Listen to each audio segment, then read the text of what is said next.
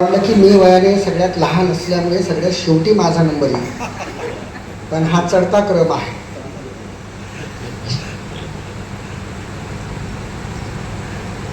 आणि सगळ्यात आधी तर मी आशिष देव यांचं अभिनंदन करतो, आभार मानण्यापेक्षा, की त्यांनी या शहरातल्या संस्थांच्या प्रमुखांना किंवा सदस्यांना म्हणू आपण, त्यांना एकत्र आणलं. ते यासाठी आणलं की या शहरामध्ये जे साहित्यिक सांस्कृतिक वातावरण आहे ते किमान एकोप्याचं असावं. खूप आधी शांतारामजी एकदा मला म्हणाले होते की आपल्याकडे सगळ्या संस्थांनी एकत्र यायला पाहिजे, पण तसं काही घडलं नाही. आणि आज सुरवंच्या माध्यमातून ते होत आहे. किमान सगळ्या संस्था मिळून एखादा कार्यक्रम आयोजित करतील हा पुढचा भाग झाला. पण आज संस्थेबद्दल सांगण्यासाठी शहरातल्या काही संस्थांचे प्रमुख आले आहेत, हे इथे महत्त्वाचं आहे.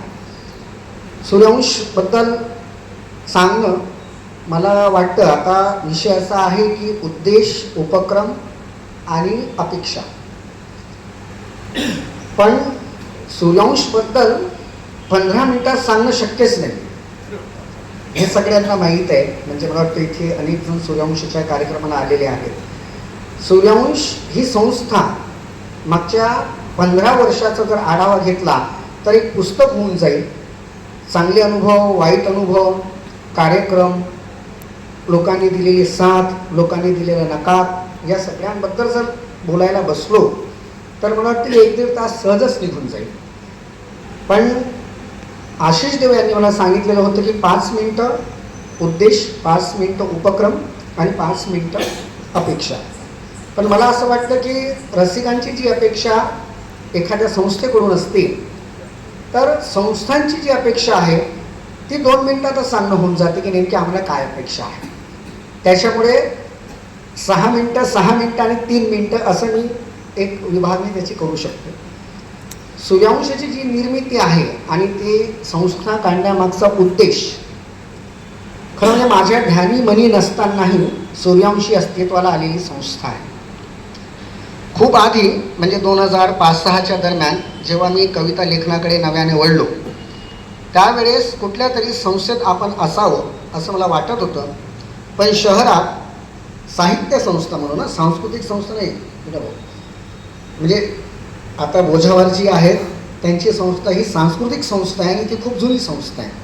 साहित्य संस्थेबद्दल जर बोलायचं झालं तर केवळ विदर्भ साहित्य संघाची गोंडवन शाखा ही एकच इथे होती आणि त्यात आमच्यासारख्या लोकांना तर वावच नव्हतं त्यावेळेस. नंतर मी सहसचिव झालो, सचिव झालो, अध्यक्ष झालो, हा वेगळाच भाग आहे.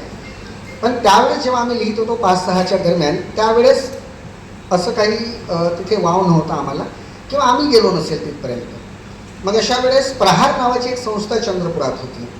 बल्लारशाचे मला वाटतं पवन भगत ते चालवायची ती संस्था. तर एक कार्यक्रम मी त्यांच्या संस्थेकडून घेतला, तेव्हा मी स्वतः शिकत होतो. मी इंग्लिश शाळेच्या हॉलमध्ये तो कार्यक्रम घेतला आणि त्या कार्यक्रमाला शांतारामजी स्वतः होते आणि मनोहरराव सप्रे होते. बेताराम ते त्यावेळेस नगराध्यक्ष होत्या, त्या आल्या होत्या. तो कार्यक्रम झाला आणि काही दिवसानंतर आकाशवाणी चंद्रपूरवर माझा कविताचा वाचनाचा कार्यक्रम होता, कविता वाचनाचा. त्यावेळेस अमर रामटेके हे तिथे कार्यक्रम अधिकारी होते. सहज बोलता बोलता कविता वाचन झाल्यानंतर, रेकॉर्डिंग झाल्यानंतर ते मला म्हणाले की मी जिथे जिथे जातो, ज्या ज्या गावात जातो, त्या त्या गावामध्ये मी एखादी संस्था, म्हणजे ती रजिस्टर्ड नाही, ती नोंदणीकृत नाही, पण काही माणसांनी एकत्र यावं, काहीतरी चर्चा व्हावी, काहीतरी बोलणं व्हावं म्हणून एखादी संस्था मी काढत असतो. आपण त्याला पथसंस्था म्हणू शकतो.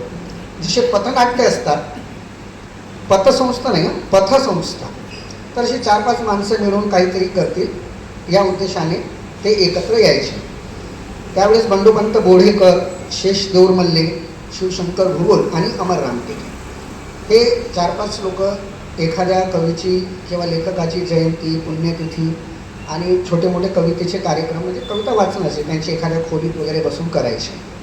मग ते मला म्हणाले की तुम्ही आमच्यासोबत या. त्यांनी म्हणाले की ठीक आहे. मग मी 1-2दा त्यांच्याकडे गेलो त्यांना मी असं म्हणालो की मला असं वाटत नाही की असे छोटे छोटे कार्यक्रम जर होत राहिले तर संस्था मोठी होईल. आपल्याला जर माणसं जोडायची असेल तर आपल्याला समूह तयार करावा लागेल. आणि समूह तयार करणं म्हणजे जी माणसं आपल्यापर्यंत पोहोचली नाही, आपण त्यांच्यापर्यंत पोहोचलो नाही, त्यांना आपल्याला एकत्र आणावं लागेल. तर ते असं म्हणाले की ठीक आहे, मग तुम्ही करून दाखवा. खरं तर ते जिव्हारी लागण्यासारखं होतं माझ्या. म्हणजे ते एकदमच चार चौघात म्हणाले की आम्हाला हे होत नाही आहे, तुम्ही करून दाखवा. मग मी म्हणालो की ठीक आहे, कार्यक्रम करून दाखवतो एखादा. मग मी सुधीर भाऊंकडे गेलो. सुरेश धोपटे म्हणून पत्रकार होते चंद्रपुरात. त्यांचा आणि माझा संबंध होता आणि त्यांच्या माध्यमातून सुधीर भाऊंची माझी ओळख झालेली होती. मी भाऊकडे गेलो, त्यांना म्हणालो की मला एक कवी संमेलन घ्यायचं आहे आणि त्यासाठी तुम्ही मदत करा. कारण त्यावेळेस आर्थिक सहयोग कसं मिळणार, कार्यक्रम कसे होणार याबद्दलची काही माहिती नव्हती. फक्त त्यांनी म्हटलं अमर रामटेकांनी की करून दाखवा, म्हणून मी ते उभा झालेलो. सुधीर भाऊ म्हणाले की काही काळजी करू नको, एक कवी संमेलन तुझं करून देऊ. त्यांच्यासाठी खरं तर ती खूप छोटी गोष्ट होती, त्यांनी ती केली. अजय धोनियानं सांगितलं की याला मदत करा, काय करायची आहे ती. आणि 26 जानेवारी 2007ला सूर्यवंशचा पहिला कार्यक्रम श्यामाप्रसाद मुखर्जी हॉलमध्ये झाला. त्याचं उद्घाटन मनोहरराव सप्रे यांनी केलं. परवा वर्षा चोबे यांच्या कविता संग्रहाच्या प्रकाशनाला आशिष देव असं म्हणाले की मनोहर सप्रेंनी खूप कमी लोकांना प्रस्तावना दिली आहे, पण माझ्या मुक्तछंद या कविता संग्रहाला त्यांनी प्रस्तावना दिलेली आहे. ते आशिषदादांनी माहीत आहे. नंतरच्या काळात त्यांचे माझे संबंध दुरावले, त्यात माझी चूक असू शकते ते. पण मनोहर सप्रे यांनी सुरुवातीच्या काळात आणि शांतारामजी यांनी, मदनराव धनकर या तिघांनी सूर्यवंशला जी मदत केली त्याची परतफेड कधी पुढे होऊ शकत नाही, मला हे चांगलं माहीत आहे. कारण शांतारामजी जर नसते तर कदाचित इरफान शेखही पुढे कधी आलेला नसता. त्यामुळे आज जरी शांतारामजी, मदनराव धनकर आणि मनोहरराव सप्रे नसतील, पण तरी ते ऐकत असतील की आपण ज्याला हात दिलं होतं त्याने आपला हातच पकडलं, तो आपल्या मनगटापर्यंत कधी आलेला नाही. तर मग सूर्यवंशाची स्थापना झाली. पहिला कार्यक्रम झाला. ईसादास भडके, अशोक पवार, मनोहरराव सप्रे आणि सुधीर मुनगंटीवार आणि त्यावेळेस सोबत होते आशिष देव.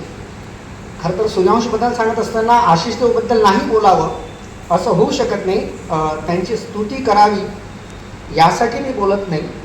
पण आशिष देव हे माझ्या आयुष्यात जेव्हा मी काही नव्हतो तेव्हाही सतत सोबत होते. म्हणजे जेव्हा माझं घरही नव्हतं, लग्नही व्हायचं होतं तेव्हापासून तर आज माझा मुलगाच 11व्या वर्गात आहे, तर तिथपर्यंतही त्या माणसाने कधीही माझं बोट सोडलेलं नाही. संस्थात्मक अडचणी आल्या, पण त्या सगळ्या अडचणीमध्येही आशिषदेव यांनी कधीही हे वेगळ्या संस्थेचे आहे किंवा मी वेगळा आहे असं कुठलंही भेदभाव न ठेवता सातत्याने जेव्हा जेव्हा मला काही मदत लागली ती सगळी त्यांनी केलेली आहे. म्हणजे आता परवाचा किस्सा राहू देतो, पुन्हा वाटायचं तर मुद्दा असा आहे की मग तेव्हा काही कार्यक्रमात आशिषदेव होते. तिथून सूर्यवंश स्थापन झाली 2007ला 26 जानेवारी. आणि त्यावेळेस मला 5 लोक असे मिळाले की ज्यांनी खरं तर मला सोडून दिलं पण संस्था सोडली नाही. मला सोडलं याचा अर्थ माझ्या विचारांशी ते अनेकदा असहमती दर्शवायचे, पण ते म्हणायचे की संस्था म्हणजे संस्था आहे, ती आमची आहे, तुमची एकट्याची नाही. एक होते मिलिंद बोरकर, दुसरे रंगनाथ रायपुरी, तिसऱ्या नीता कोंतमवार, चौथ्या सीमा भसारकर आणि 5वा म्हणजे सुरेश गारघाटे. या 5 पैकी फक्त सुरेश गारघाटे आत्ता इथे आहे. या माणसाबद्दल एवढंच बोलेन की याने संस्थेला इतकं दिलेलं आहे की ज्याची मी अशी ही करू शकत नाही, व्याप्ती म्हणा, तुलना म्हणा किंवा याच्याबद्दल मला काही बोलता येत नाही. कसली अपेक्षा न करता मागच्या 17 वर्षापासून हा माझ्यासोबत आहे. 2007मध्ये सूर्यवंश झाली, त्याच्यानंतर वेगवेगळे कवी संमेलनं, पुरस्कार वितरण, कथाकथन, परिसंवाद, चर्चासत्र, लेखक भेट असे उपक्रम आम्ही करत होतो. आणि संस्थेकडे कार्यालय नाही, काहीच नाही. मग अशा वेळेस आझाद बगीचा हे आमचं हक्काचं ठिकाण. दर रविवारी संध्याकाळी 7 वाजले की आम्ही सगळे तिथे बसायचो. आता आज मिलिंद बोरकर नाही आहे, हयात नाही आहे, रंगनाथ रायपुरे हयात नाही आहे, नीताताई आज इथे आपल्यात नाही आहे, त्यांची प्रकृती बरोबर नाही, त्यामुळे त्या नागपूरला आहे.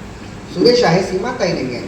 पण समजा जर अशी माणसं मिळाली नसती तर मला वाटत नाही की सूर्यवंश म्हणा किंवा कुठलीही संस्था जर तुमचे कार्यकर्ते चांगले नसतील, जे संस्थेला संस्था होऊ देणार नाही याची काळजी करणारे जर मित्र मिळाले, सदस्य मिळाले, तर कुठली संस्था ही संस्थान होत नाही, ती संस्था राहते. एक कौटुंबिक जिव्हाळा त्यात असतो आणि माझ्या सगळ्या सदस्यांनी तो जपलेला आहे. पुढे पुढे जेव्हा संस्था जात होती, चांगले कार्यक्रम होत होते, नवीन नवीन लोक जुळत होते, मग अशा वेळी 2011च्या शेवटी आमच्यातल्याच काही सदस्यांनी वेगळा आग्रह धरला की इरफान शेखच का अध्यक्ष. तेव्हा संस्था रजिस्टर्ड नव्हती, नोंदणी नव्हती. अशा वेळेस मिलिंद बोरकर खंबीरपणे राहिले आणि त्यांनी 2012ला सूर्यवंशी संस्था नोंदणीकृत केली.